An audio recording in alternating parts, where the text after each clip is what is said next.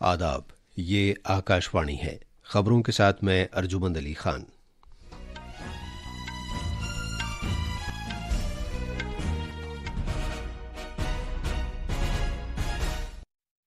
सदर जमहूरिया द्रौपदी मुर्मू ने आज नई दिल्ली में कौमी पंचायत अवार्ड्स अता किए और इस बात पर जोर दिया कि पूरे मुल्क की तरक्की की खातिर पहले गांवों को फरोग दिया जाए। डिजिटल मईशत से मुताल्लिक G20 के वर्किंग ग्रुप की दूसरी मीटिंग हैदराबाद में शुरू हो गई है, जिसमें डिजिटल पब्लिक बुनियादी ढांचे, साइबर सिक्योरिटी और हुनरमंदी पर तवज्जो मरकूज की जा रही है। कंप्रेस्ड बायोगैस के बारे में 2 रोज़ा आलमी कॉन्फ्रेंस नई दिल्ली में हो रही है। पंजाब में भटिंडा मिलिट्री स्टेशन पर 12 अप्रैल को 4 सिपाहियों की हलाकत के सिलसिले में फौज के एक जवान को हिरासत में लिया गया है। महकमे मौसमियात ने मगरबी बंगाल, बिहार और साहिली आंध्र प्रदेश में अगले 4 दिन तक शदीद गर्मी की पेशगोई की है और IPL क्रिकेट में आज शाम रॉयल चैलेंजर्स बेंगलोर का मुकाबला चेन्नई सुपर किंग्स से होगा। अब खबरें तफसील से।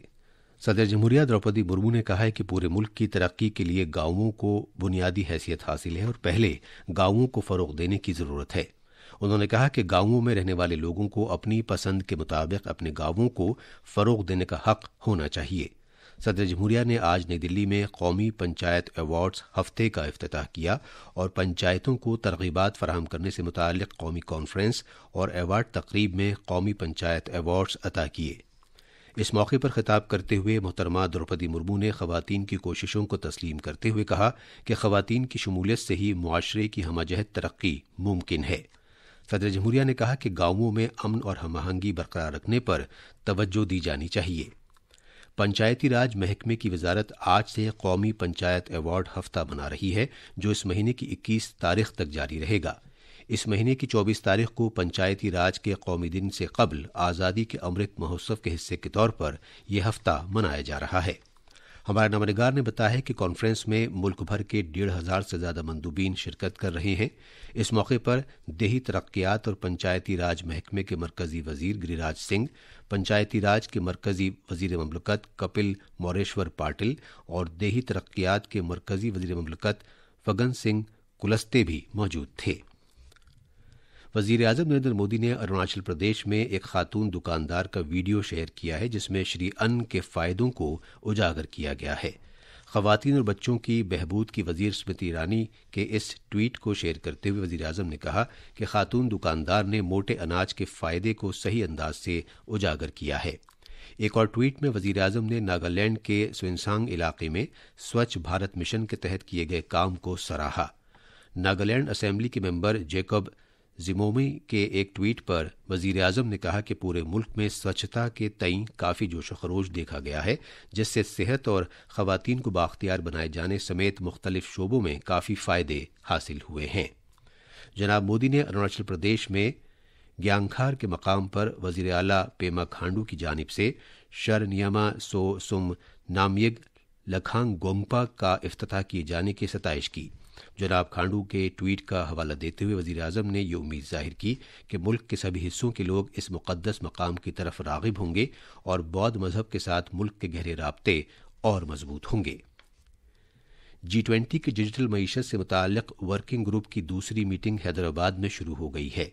डिजिटल पब्लिक बुनियादी ढांचे, साइबर सिक्योरिटी और हुनरमंदी पर तवज्जो मरकूज करते हुए रुकन मुल्कों, मदू मुल्कों और बैनुल-अक़वामी तंजीमों के तकरीबन 140 मंदूबीन इस 3 रोज़ा मीटिंग के दौरान मुख्तलिफ मामलात पर बातचीत करेंगे। मवासलात और IT के वजीर ममलकत देवुसिंह चौहान ने अपने इफ्तिताही खिताब में कहा कि हुकूमत की तवज्जो डिजिटल फर्क को खत्म करने पर है। उन्होंने कहा कि साल 2025 तक मुल्क के सभी गांवों में ब्रॉडबैंड सहूलत फराहम कर दी जाएगी। उन्होंने कहा कि भारत 6G तकनीक पर काम कर रहा है और डिजिटल मईशत के ताल्लुक से सभी लोगों तक ये राब्ता मुहैया कराने के लिए कोशिशें जारी हैं। इससे पहले समाजी इंसाफ और बाख्तियार बनाने के महकमे के वजीर ममलकत ए नारायण स्वामी ने डिजिटल टेक्नोलॉजी और डिजिटल मईशत के शोबे में कमजोर तबकों को बाख्तियार बनाए जाने की जरूरत पर जोर दिया। मुल्क में G20 के वर्किंग ग्रुप की 100वीं मीटिंग आज उत्तर प्रदेश के शहर वाराणसी में शुरू हो गई है। सड़क ट्रांसपोर्ट और शाहराहों और शहरी हवाबाजी के मरकजी वज़ीर ममलकत रिटायर्ड जनरल VK सिंह इफ्तिताही इजलास में मौजूद रहे।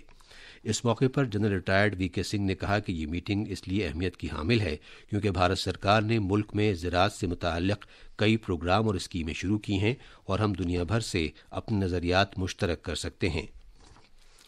آکاشوانی نیوز سے بات کرتے ہوئے جناب سنگھ نے کہا کہ موٹے اناج کے شعبے میں بھارت دنیا کی قیادت کرنے کی صلاحیت رکھتا ہے کیونکہ ہم صدیوں سے انہیں پیدا کر رہے ہیں۔ بھارت کی G20 صدارت کے تحت صحت سے متعلق ورکنگ گروپ کی دوسری میٹنگ کا آج گوا میں افتتاح کیا گیا۔ یہ 3 روزہ میٹنگ بدھ کے روز اختتام پذیر ہوگی۔ فوجی کمانڈروں کی سال میں 2 بار ہونے والی میٹنگوں کی پہلی میٹنگ آج شروع ہو گئی ہے۔ یہ 5 روزہ کانفرنس 21 اپریل تک جاری رہے گی۔ ایسا پہلی مرتبہ ہے کہ جب یہ کانفرنس محفوظ مواصلات کے لیے دستیاب ٹیکنالوجی کو دریافت کرتے ہوئے ہائیبرڈ طریقے سے منعقد کی گئی ہے۔ پہلے دن فوجی کمانڈرز اور دیگر سینئر حکام ورچوئل وسیلے سے ملاقات کر رہے ہیں۔ اس کے بعد وہ ان معاملات پر بات چیت کے مقصد سے بالمشافہ میٹنگ کے لیے دلی آئیں گے جن پر تفصیلی تبادلہ خیال کی ضرورت ہے۔ یہ خبریں آکاشوانی سے نشر کی جا رہی ہیں۔ کمپریسڈ بایو گیس کے بارے میں 2 روزہ عالمی کانفرنس نئی دلی میں جاری ہے۔ اس کانفرنس کا موضوع ہے ایک بڑی CBG فاؤنڈیشن اور فروغ کے لیے ترقی پسندانہ پالیسی فریم ورک کی جانب۔ اس کانفرنس کا مقصد مرکزی حکومت کی طرف سے کیے گئے ان اقدامات کے بارے میں صنعتوں کو واقف کرانا ہے جو کمپریسڈ بایو گیس صنعت کے فروغ کے لیے کیے گئے ہیں اور ان پہلوؤں کی نشاندہی کرنا ہے جن میں پالیسی میں رد و بدل کرنے کی ضرورت ہے۔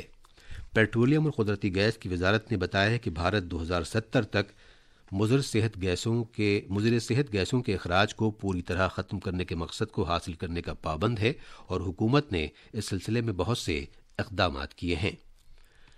پنجاب کے بھٹنڈا ملٹری اسٹیشن پر 12 اپریل کو 4 سپاہیوں کی ہلاکت کے سلسلے میں فوج کے ایک جوان گنر دیسائی موہن کو حراست میں لیا گیا ہے۔ بھٹنڈا کے senior superintendent of police Gulneet Singh Khurana نے آج ایک پریس کانفرنس سے خطاب کرتے ہوئے کہا کہ دیسائی موہن نے یہ قبول کیا ہے کہ اس نے ایک ذاتی تنازع کی وجہ سے ان سپاہیوں کو ہلاک کیا۔ اس معاملے میں مزید چھانبین جاری ہے اور پولیس نے اس جرم میں استعمال کیے گئے ہتھیار کو برآمد کر لیا ہے۔ جناب کھرانا نے بتایا کہ تحقیقات کے دوران یہ پایا گیا کہ دیسائی موہن کے بیانات متضاد اور غلط ہیں لیکن بعد میں اس نے اپنے ساتھیوں کو ہلاک کرنے کی بات قبول کر لی۔ بھارت کے محکمہ موسمیات IMD نے اگلے 4-5 دن کے دوران مغربی بنگال، بہار اور ساحلی آندھرا پردیش میں گرم لہر کی پیشگوئی کی ہے۔ اگلے 2 دن کے دوران پنجاب اور ہریانہ میں بھی الگ الگ علاقوں میں گرم لہر کا امکان ہے۔ شمال مغربی بھارت اور اس سے متصل مدھیہ پردیش اور مشرقی بھارت کے کئی میدانی علاقوں میں زیادہ سے زیادہ درجہ حرارت 40 سے 42 ڈگری سیلسیس رہے گا۔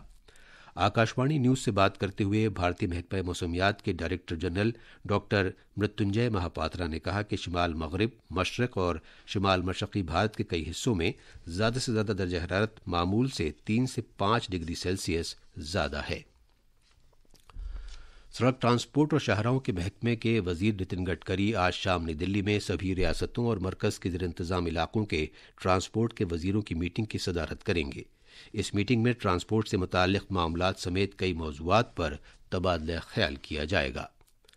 IPL کرکٹ میں آج شام بنگلورو کے M چنا سوامی اسٹیڈیم میں رائل چیلنجرز بنگلور کا مقابلہ چنئی سپر کنگز سے ہوگا۔ یہ میچ شام 7:30 بجے سے کھیلا جائے گا۔